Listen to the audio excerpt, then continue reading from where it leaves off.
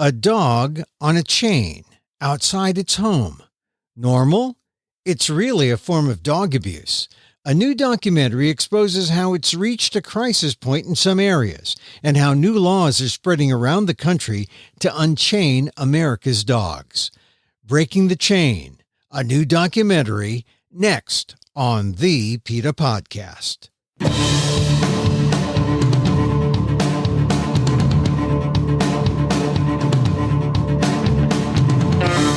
Welcome to the PETA Podcast. I'm Emil Guillermo, your host for this behind-the-scenes look at PETA, the largest animal rights organization in the world. On today's episode, Breaking the Chain. It's a new documentary, executive produced by Anjelica Huston, and you can find it on iTunes, Amazon, Apple TV, Google Play, Vudu, and Vimeo on demand. Or it's on the website link in our show notes. The documentary exposes the abuse that's often found right under our noses in our neighborhoods and communities. The dog outside on a chain. PETA's Community Animal Project is a unique PETA-run shelter that sends out field workers 24/7 to care for the animals in distress in the area around its Norfolk headquarters. And when they found an inordinate number of chained dogs, they realized that this was a problem. By going to local and state government leaders, anti-tethering laws have been passed, and they should be a model for activists to fight the abuse of chained dogs everywhere. PETA Sr.VP of Cruelty Investigations, Daphna Nachminovitch, runs the Community Animal Project, and she played a major role in the documentary as we see just how bad the chained dog situation can get. My conversation with Daphna on the new documentary, Breaking the Chain, on the PETA Podcast. Daphna. Yes. So good to see you. Good to see you too. And hear you. Boy, I saw the film last night, the documentary, and and you are in it very prominently as kind of the main narrator, essentially. You really are the thrust of the narrative flow. How did it feel to see? I mean, I know what it takes to film these things. I'm a TV reporter. I've done some documentaries. I know what it takes to go through the whole process. When you see it all, how gratified were you to see it finally? Well, I'll be gratified, I guess, if that's the right word, when other people see it. It's very close to my heart. The issues are very close to my heart. And I thought that the director did a really beautiful job of stringing the issues together in a way that told the story of these animals as well as individual animals within the bigger picture. So, it certainly is a bit strange to watch a film about your life's work. But I'm glad that we have it, and I hope people watch it. That's my biggest hope is just that not only they watch it, but they learn from it and they take action as a result for the animals who are out there. Because while the film focuses on some of the regions that we serve and the animals we see, we know that these animals are out there, whether it's Virginia, North Carolina, Idaho, Colorado, California, they are everywhere. So you just have to open your eyes and find them. Yeah. We have talked about the CAP program, the Community Animal Project, which is one of the things you head up there at PETA. We've talked about it before.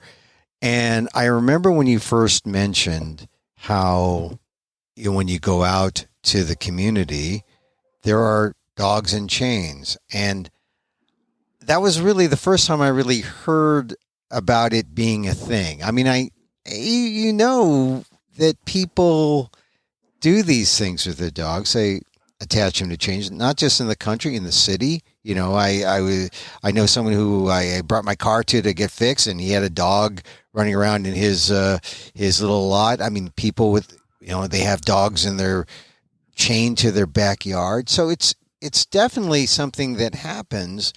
But it really becomes almost kind of like a negative lifestyle in rural areas. I mean, and that's what shocked me when I saw the film, that Breaking the Chain is really a kind of legacy of canine life.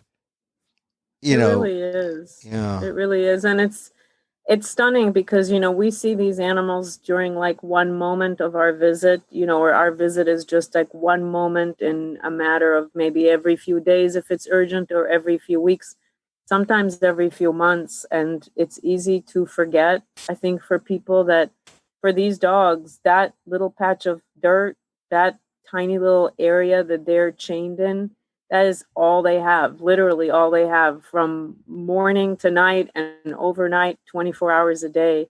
They don't have anything else. And so, you have dogs, I have dogs, our lives revolve around making sure they're comfortable, they're happy, that we do the right thing for them. And here we have these dogs who are really treated like a cheap alarm system or an old bicycle, or really just some kind of status quo symbol. And they don't have anything they need, even basic necessities of life sometimes. And it's a real struggle for the field workers to try and lead by example and educate, because sometimes that doesn't sink in. And so that's why we're so dedicated to seeing laws passed that force people to do the right thing.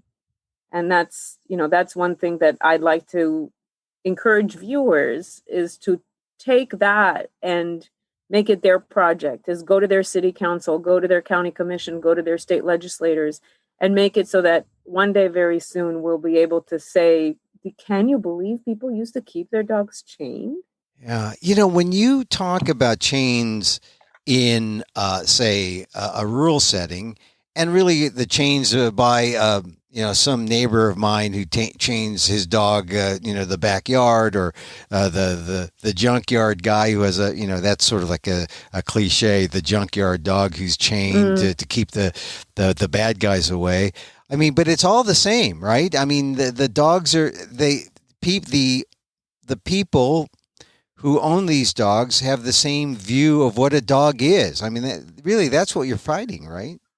Yeah, or, they just don't have the ability to relate to the dog as an individual being who has needs and feelings. Mm-hmm. And it's almost, and we're making generalization, right? Because like even within our client families in the Community Animal Project, we most certainly see people who care to some extent about their dogs, and some people keep their dogs inside, or some people are thoughtful enough to bring their dogs inside if a storm is coming.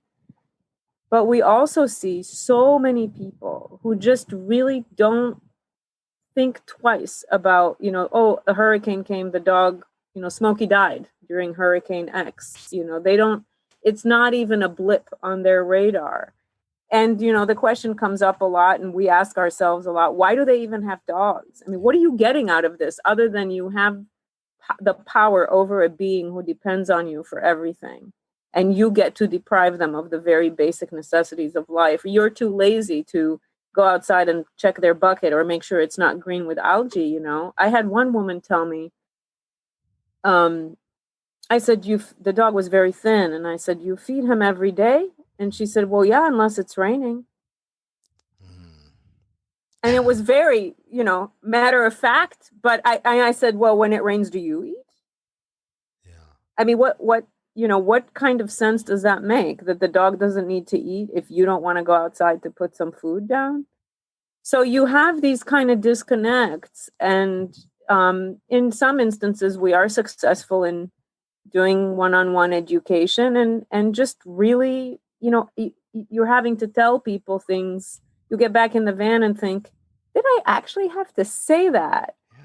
I cannot believe I had to actually say that to this person, and it can go from anywhere, like they need to eat at least twice a day, to, this dog is very friendly. I mean, you have sometimes people who keep dogs for other people. I've had family members, oh, that's my nephew's dog, my grandson's dog, and the dog is chained in the backyard of the backyard of the backyard, and barely anybody, and I had to say to the woman, look how this dog is desperate to be loved. You don't have to be afraid. She was afraid of the dog. You don't have to be afraid. He loves you. He wants you to love him back. You have to kind of break down these concepts very simply. And it's, it's a world. I mean, I think you can see from the film, it's a different world. It's not the world I inhabit, right? I mean, it is Yeah. and it isn't. I mean, psychologically speaking, you look at that and go, how could you do that to another being? You know, it's just so wrong. But then we also meet, you know, the clients who appreciate what we do for their dogs and for them so much, and maybe sometimes they learn something. We've had heart to heart conversations. I've had heart to heart conversations with people where I get them to understand this dog needs more, and the right thing to do would be to part with them, and they make that decision. So it's, you know, Yeah, it's from A to Z, like anything else. right. You get the whole spectrum, and You basically, get the whole spectrum. yeah, and basically, it is this education. People see a dog and they don't see a being that is worthy of love and care, even the basic care. They Even just, the basic, yeah, and that comes across in the film. Several in exchanges between the field workers and the dog owners, and the dog owners saying, well, it's an outside dog. I don't bring that dog. It's like, you just, I love that interaction. Every dog is a house dog. yeah. I love that interaction because it's so true, and it's just really juxtaposes that, the I mean, it's a traditional way of keeping dogs by certain people, and so you just kind of, you have to break through that mentality that this dog isn't a house dog because he's large, and this dog is a house dog because he's small. Yeah. Well, that makes no sense. So Big people, little people all want to live right. inside. They all want to live inside. Yeah. Yeah. And I mean, so education is part of it. And you see that in the film. And that's a large part of the idea of breaking the chain. Maybe we can break the chain if people understand that these are companion animals with real needs. Absolutely. Absolutely. And hope springs eternal. Oh, yeah. I mean, hope springs eternal. And I think, we do, from both sides, we tackle this issue from both sides. One is dealing with people one by one, with their dogs one by one, responding to the call after hours if the dog is in need, being there for people if the dog gets hit by a car or gets sick, but also really working with public officials to educate them. And many of them have chained dogs in some of these areas. So you're really up against an uphill battle, but really trying to tackle this issue from the other end, where you just make it illegal for people to keep their dogs chained. So in one of our service areas, one of the counties in North Carolina that we visit every single day, we have managed to get chaining banned. It took about 8 years. Wow. And it went into effect July 1st, except the enforcement was postponed due to COVID. So that's enforcement will start September 1st. And it's not an overnight thing. A lot of the people that we meet in the field, unfortunately, they're waiting for that ticket. They're waiting for the fine before they do anything. But it is a beginning, and it took a lot of education of elected officials, county commissioners, several votes. And when they finally voted to ban unattended tethering, meaning that you cannot have your dog tethered unless you're outdoors with the dog, was a massive victory, because it will it'll end the problem. It's not going to be overnight, but it licks it. It's like you're making it such that you have the force of law behind what you're telling these people, in addition to just being a kind educator. You can also say, by the way, it's illegal because it's inhumane. Yeah, this idea of unattended tethering. You even had to come up with a lawyer had to come up with language to say, this is what we're against. And, it's not just the chains, although the chains, I was shocked to see how young dogs, all they know is the chain, and it becomes part of their body. Oh my, it's like if I were born with a chain and here I am, an adult, older man, and the chain was just like part of my life. I mean, that's what I kept thinking of. Oh my God. I mean, poor dog. It's horrible. Yeah. It is a prison. They are born into a life sentence from a very young age. Some of them are maybe kept indoors for the first few weeks, but the chain is a prison, and it has psychological impacts that are quite obvious, but it also has physical impacts. We see dogs who have pain. We see embedded collars. We see embedded chains. We see animals who, if they are weakened and their chain is heavy, they're not able to comfortably walk or even stand. It is a constant, unrelenting prison sentence for them. And psychologically, more than anything, it is so damaging, because you visit with these dogs and you watch them. Some of these dogs we visit for years, sometimes from puppyhood until death. Sometimes we're lucky enough to get them off that chain before their senior years, but in many cases they are very damaged. They've never been indoors. They don't know how to interact with people other than a couple of them. They don't know they've never had the joy or experience of being around other dogs, being around strangers. They don't know what a doorway is. They don't know what a staircase is. They're afraid of elevators. They're petrified of things that we take for granted every day because we're not chained in one area. These dogs don't have the experiences certainly most humans have. Yeah. But even the dogs that you and I call companions who are in our home, they get to experience different areas. They run, they play, they exercise, they are spoken to.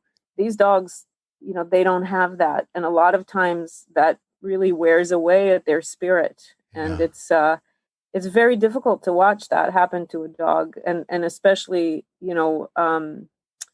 watching dogs deteriorate over the course of months or years, and really knowing, there are specific dogs I have visited with, and I don't go in the field every day, but I know there was one dog, especially I remember saying to the people, she is so unsocialized and she's just a puppy, but in 2-3 months, she will be unsocialized to the point of actually being aggressive with people because she's so frightened of them.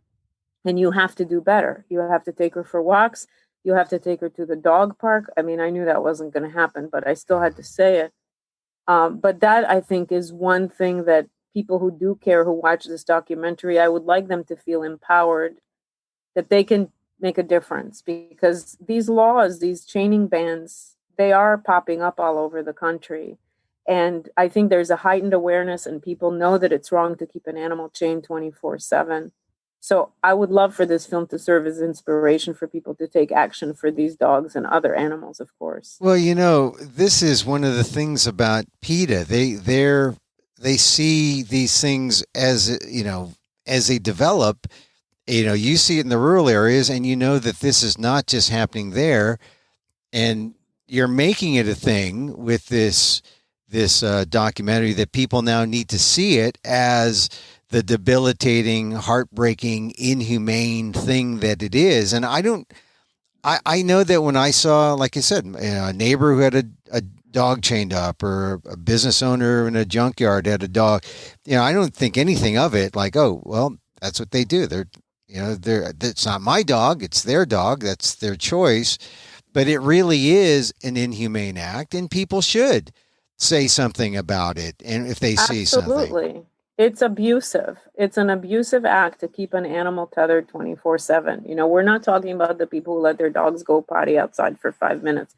We're talking about dogs who are kept for no other reason other than they bark if somebody approaches, or because people think that it's, quote unquote badass to have a few pit bulls chained in the yard, and they breed and sell them. There's no law against that, and they breed and sell them for a few bucks.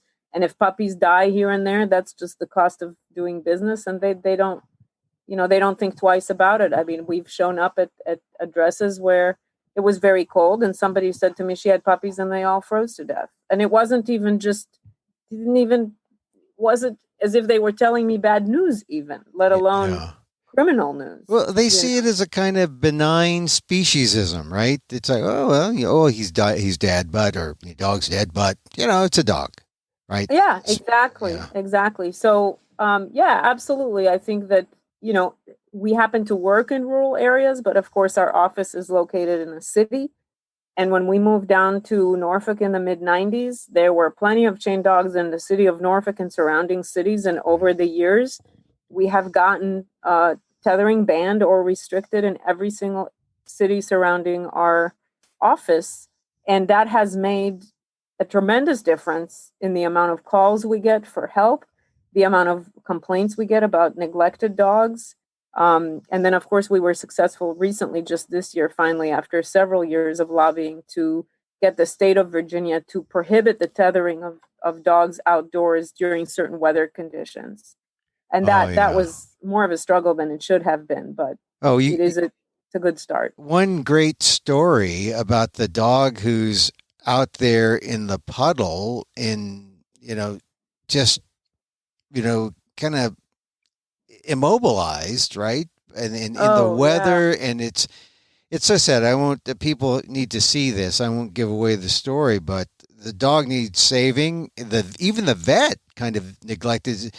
Well, the thought was, the dog would last another 14 hours on the chain outside, but. Kind people call. That happens with PETA a lot. We have a 24-hour emergency line for local calls as well as national and international calls. And we do get a fair number of calls from people who haven't been able to get help from local authorities, so they call PETA. And I'm very thankful that, you'll see some of the animals in the film that got help thanks to that after hours line, is that, we'll go out at 11 o'clock at night while animal control will not. Yeah. Or most animal control will not, we even though we push them. So, I think that really goes to show that anybody can make a difference, even just by making a phone call and not being silent about something they see that they know is wrong, but maybe they don't want to get involved, or they don't want to get someone in trouble, or something silly like that. Is like, when you go down that street, look to the left and look to the right, because there may be an animal you're going to make a difference for. Well, I'm just surprised that, all right, I watched the documentary. I've talked to you about chained dogs a number of times, but it really hits you when you see the pictures of the dogs and how they're affected psychologically, physically. There's one dog who actually dies, or has got the chain, and he's decomposing, right? I mean, It's like the total neglect. No one is bothered to check in on this dog. Right. And that's just one we found. I think it happens a lot more than we know, because we can't be everywhere all the time. And that's why I think it's so important for people who do watch this film, as hard as it is for people to see animals, not in the way that they wish to see them, right? Is that it is sad, but it's also a reminder that we can do something. These are dogs. I mean, people are supposed to care about man's best friend. Most people think they love dogs. Most people say they love dogs. So here is an opportunity to really change the world for them by working to pass a law in your own town, in your own county, that makes it illegal for them to be tethered 24/7. That could save lives. And it's not that hard to do, and PETA's here to help. But these laws, you say they're beginning to spread, but this is really like the grassroots level of maybe a major national campaign to bring anti-tethering laws to the forefront, right? Yeah, absolutely. So they've been starting to spread. They spread very slowly, unfortunately, because it takes time and people get distracted. And, COVID is a perfect example. You bring animal matters to public officials and they're on the bottom of the list on a regular day. But during a pandemic, most certainly they take an even farther back seat. Yeah. But, you have to, the key word is persistence, you know? I mean, like I said, when I first talked to you about this years ago, and I asked, well, what's this documentary about? And when I heard the title, I said, oh, well, I know. Hasn't this problem been solved already?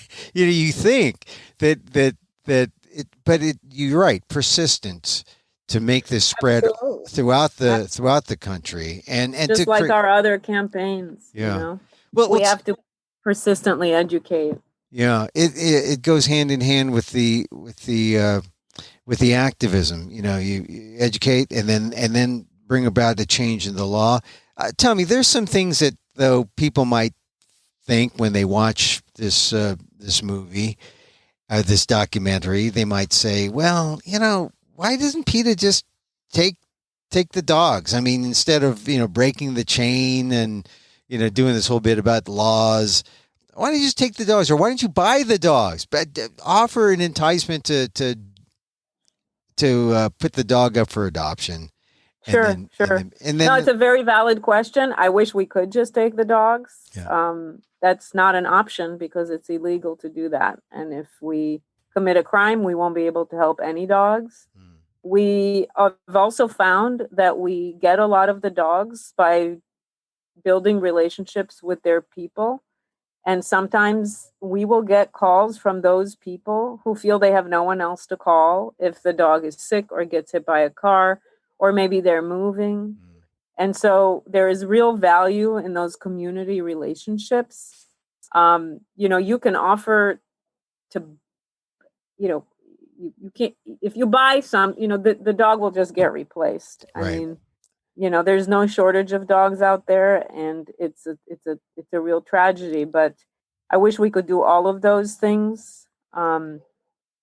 But we just have to work within a certain framework that allows us to continue having a relationship, operate legally, and do the right thing and get other people to do the right thing because it's the right thing. Yeah, and also with this relationship comes the CAP program, the Community Animal Project's spaying and neutering. So you take care of that problem. You encourage people to do standard, routine vet care, so that if economics are an issue, you need to take care of that problem. And then the relationship comes, and the education comes, and then the light bulb goes off, and they say, we don't care about this dog. Let's let PETA adopt it, or let's let PETA put it up for adoption. Yeah. I think that, like I said, there are dogs we visit for many years. Just as a quick example, there was a dog that we currently have now. She's actually been adopted by the field worker who never gave up on her, and her name is Mingo, and we started visiting her in 2013. And she probably was being kept in those conditions before we found her, but she was in a very small pen prison type of thing, very, very small, with just no room to do anything in. She's a golden retriever chow mix. And, this is a dog that every single visit, and there were dozens, if not hundreds of visits, we asked the man if we could have her, and he was so stubborn. And this dog was tucked behind the swing set. You couldn't see her from the house. I mean, there was no reason for this man to have this dog. Right. None. And so finally, a few months ago, her health began to decline, and there was a heart-to-heart that finally, I think we also wore him down, which is fine. And so finally we got Mingo, and she does have some very, very serious senior, age-related health issues, and probably her days are numbered, but she's on medication, and she is enjoying, things she never knew, walks, playing with another dog, snuggling on a couch. And it makes your heart sing to see this dog who had nothing.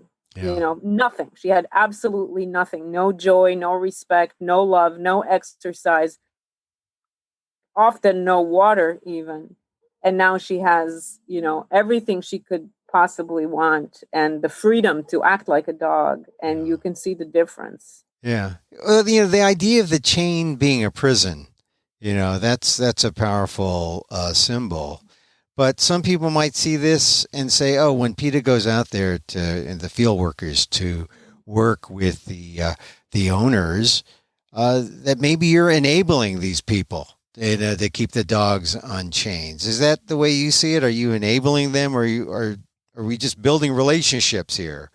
And that's a tough question. I mean, the thing is that those dogs are going to be chained, whether or not we help those people and help those dogs. Those dogs are going to be on a chain. It's not, it's not us making it possible for them to do something like that. Obviously, we have our doghouse program, and we give dog houses to people. We always try to get the animal spayed or neutered before the doghouse is given. And most certainly, I think sometimes there's a lot of inner conflict on our part. Are we doing the right thing?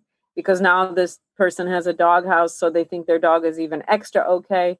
There's a lot of conversation, education going. And, if the dog is going to be out there and the people aren't going to allow us to take the dog, and the dog is going to be chained, then I would like for the dog to have a proper doghouse, because that's the only thing they are going to have.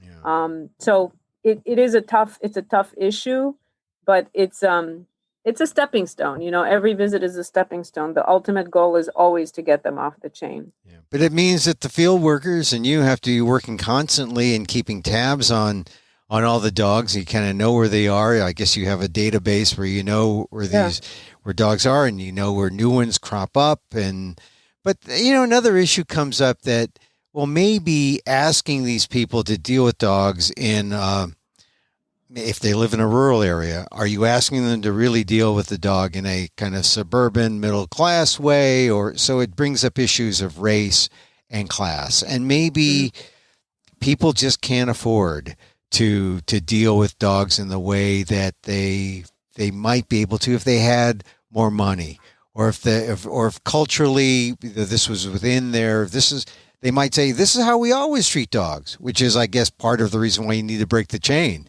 so that people treat the dogs better. But how do you deal with that idea that maybe there might be, maybe PETA might be a bit discriminatory in trying to tell people break the chain? Well, listen, it's free to keep your dog inside. Yeah. We deal with a lot of people in underserved areas, people who are dirt poor, but they love their dogs, and their dogs are inside, and they call us for help with vet care, and we help them. And that dog goes back to a loving home, and they know that we are a resource. The issue of chaining, I don't see that. To me, I worked in the General Assembly to try and see this Virginia law pass, and there was a legislator who stood up and said, this law targets poor people. And I was quite insulted that the implication was poor people don't let their dogs inside, or poor people have to chain their dogs. That's just not true. There is a sort of emotional barrier. There are people we visit, of various economic backgrounds and various cultural backgrounds who keep their dogs chained. It's all wrong. It's not just wrong if one person does it. The concept of keeping an animal chained outdoors is wrong, and we have to change it. It doesn't really matter who is doing it. What matters is that it can change, and it's free to love your dog. It's free to let your dog come inside, and animals are a commitment. So whether or not the dog lives inside, whether or not you live in Chicago, whether you live in rural North Carolina, if you commit to taking care of an animal, just as if you choose to have children, you should be in a position, you should be equipped to provide care for them. And that's what the law requires. The law requires you to feed, water, shelter, and provide vet care for your animal. And if you can't afford to do that, which unfortunately a lot of people can't, the thought is that you should be able to vet your animal if the animal gets hit by a car. That's not a difficult concept to grasp. So there are resources like PETA and others that help people provide when they cannot, because we all have expenses that were unforeseen. But I think the issue of poverty, it really comes into play, not so much with the attitude. That's a different thing, I think that there are many people who are very kind that we deal with, who understand, who listen, who grasp and absorb what we're saying about the fact that their dog is lonely, or their dog is really hot, or their dog, doesn't, the fight or flight situation that's created when they're at the end of a chain. So I think that if people see it that way, they really haven't been in the field, know. It's a whole different ballgame when you're there face to face, because we do actually create, I'm saying relationships, but in many situations it's friendships. Yeah. Yeah. And that's where that's where you build the empathy bridge from, person to person, person to dog. And suddenly the dog is not a pet. The dog is a companion animal. And then now you're talking on an empathy scale or on a love scale or a humane scale. And you're not talking about, us and them, us being the humans, them being the dog. Because when you talk about breaking the chain, basically you're talking about, should you have a dog in the first place, right? In many situations, absolutely. And I can tell you that the field workers, and I feel this way very much when I go in the field, we have, for many of the clients and the families, we have a lot of love and compassion for the people too.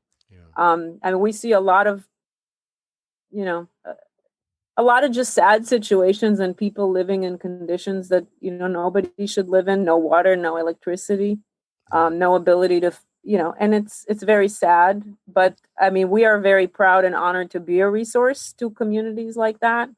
And I know that we are appreciated by the people we help. Well, Breaking the Chain is a documentary that I think should make this issue of anti-tethering. It should become nationwide. Once you see this, you understand it's not just tying up your dog to the doghouse in the backyard or to protecting your property. It really is an abusive thing. And I think you're going to change some minds there. And I hope so. And I think that's a good thing about the laws and going to the legislatures to try to change the laws so that people see that there's a responsibility to own a dog. Just like, you register your car, there's a responsibility to be a car owner.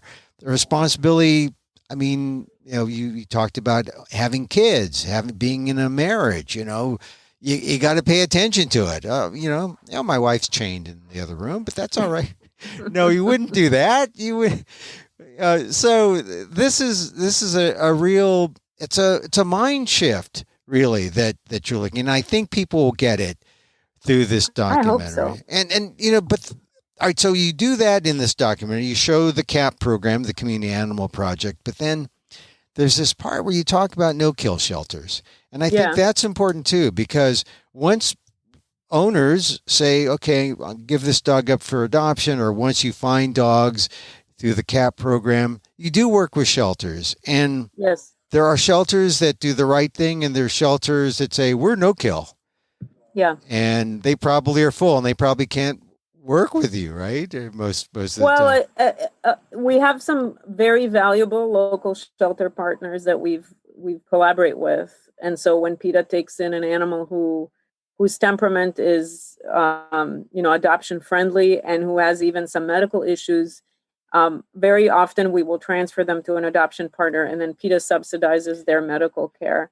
But we also take in a lot of animals who are just not viable candidates for adoption for whatever reason. Perhaps they're, many of the animals we take in and euthanize are really taken in for the purpose of euthanasia because they are on death's door, they are suffering, they are at the end of their lives. And in fact, part of the way that we help our community is that we offer a free service for people who cannot afford to have their animals suffering ended at a vet clinic. It's quite expensive.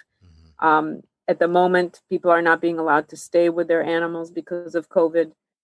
So we are there as a resource, and a very significant percentage of the animals that we euthanize are euthanized for humane reasons. But there are, I should say, because they're at the end of their lives or they're suffering of old age-related reasons.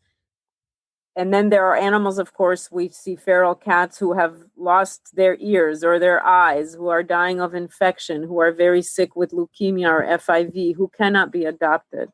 And we don't favor, quote unquote, releasing domesticated animals into the wild where they will die. They will still die. They will just die badly.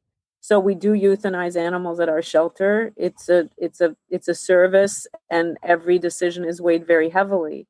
And there is, of course, the issue nationwide of so-called no-kill, which I think is very confusing to the average person because it all sounds so good.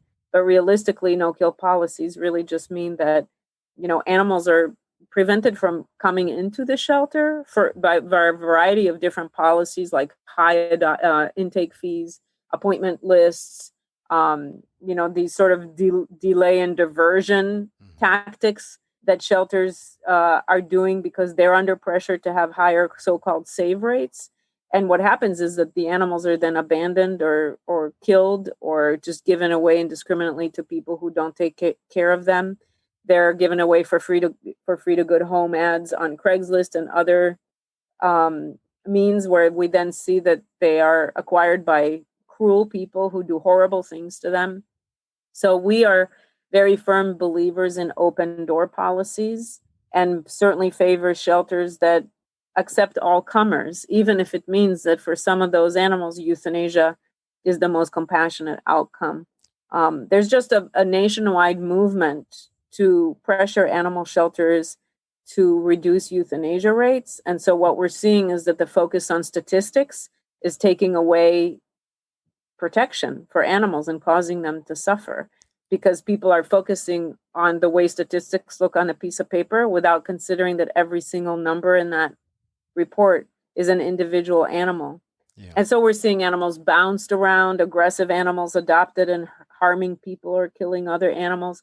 And shelters are just shying away from making those tough decisions, which are very tough. I mean, I've been in this field since 1993, and it's very difficult to make a euthanasia decision.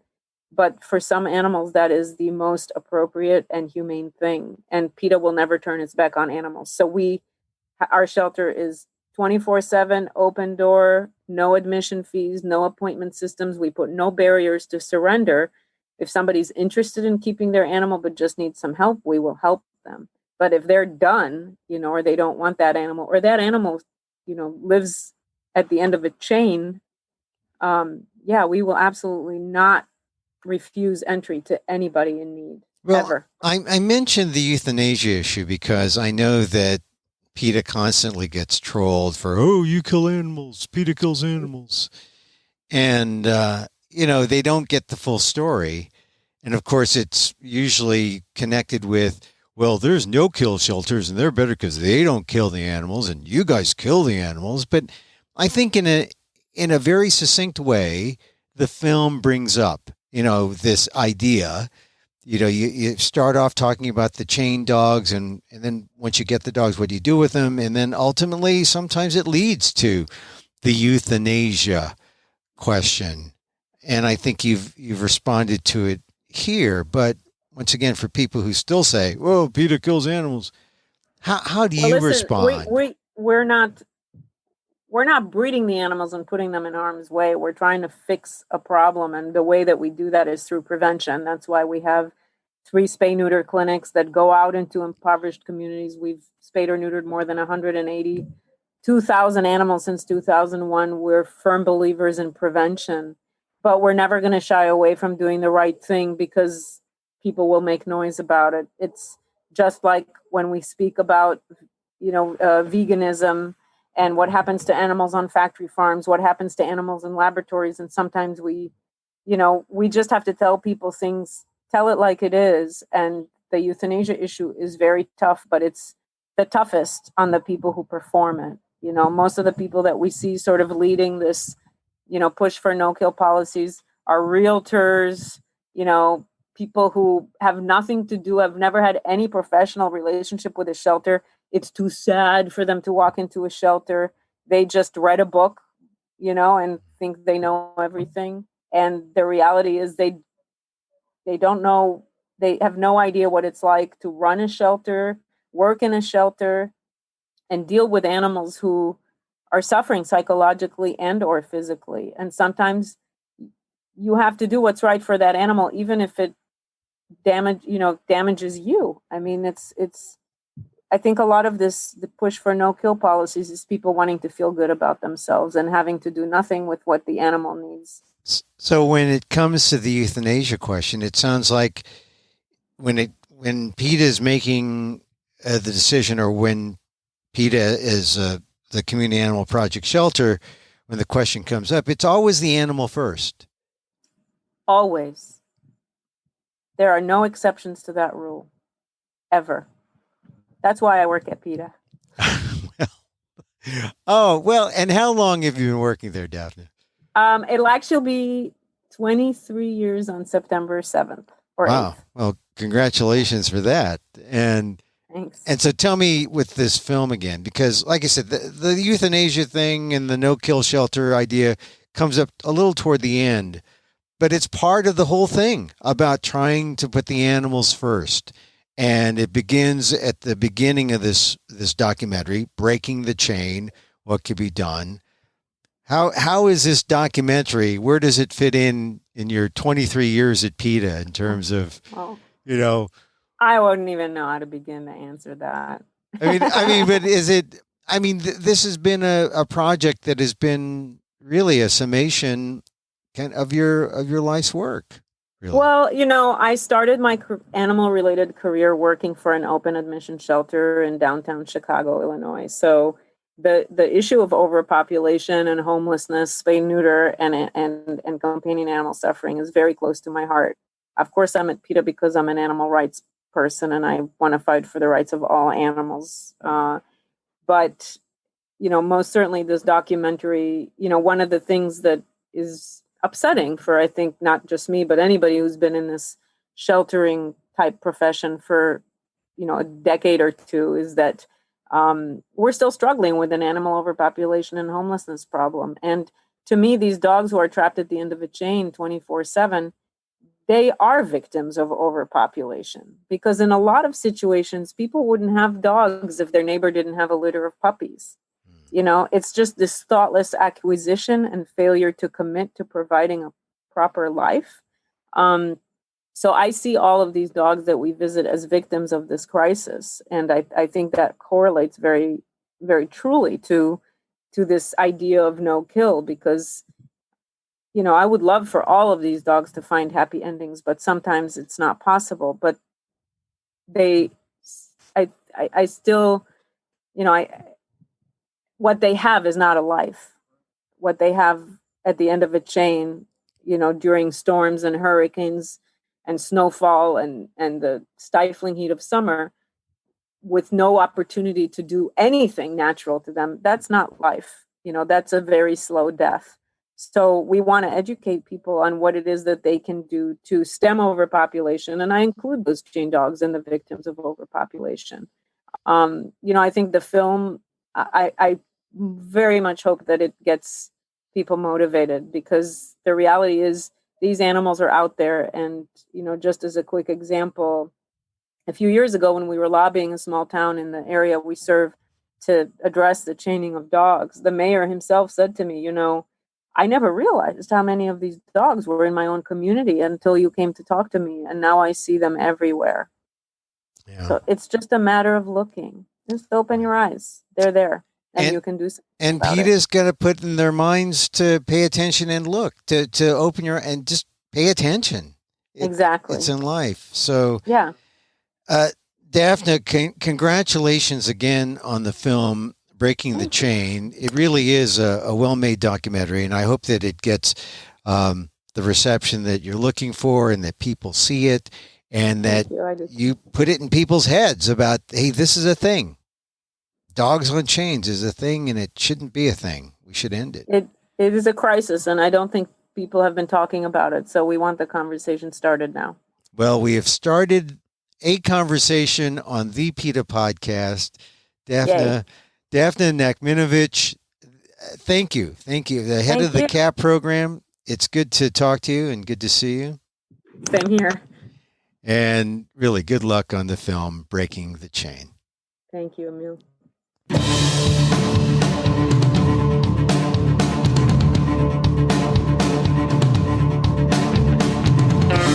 PETA Senior VP of Cruelty Investigations, Daphna Nachminovitch. She runs the Community Animal Project, and she's featured, the whole CAP program featured in the documentary, the new documentary, where we see just how bad the chain dog situation is around Norfolk, Virginia, and around North Carolina there, and really all across the country. It's an issue. It's a crisis. see the new documentary. It's executive produced by Anjelica Huston.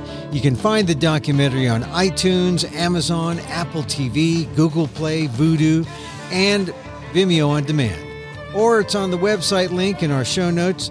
Check it out. It's already an official selection in the American Documentary and Animation Film Festival and the Richmond International Film Festival. Once again, check it out on iTunes, Amazon, Apple TV, Google Play, Vudu, and Vimeo on demand. It's a new documentary, Breaking the Chain.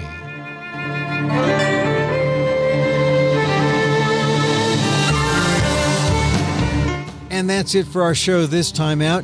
Hey, you can contact us at PETA.org. You can find me on Twitter at Emil Amok, that's EMILAMOK, or on AMOK.com, my website, or see my work at the Asian American Legal Defense and Education Fund blog. I write there at ALDEF, AALDEF.org/blog.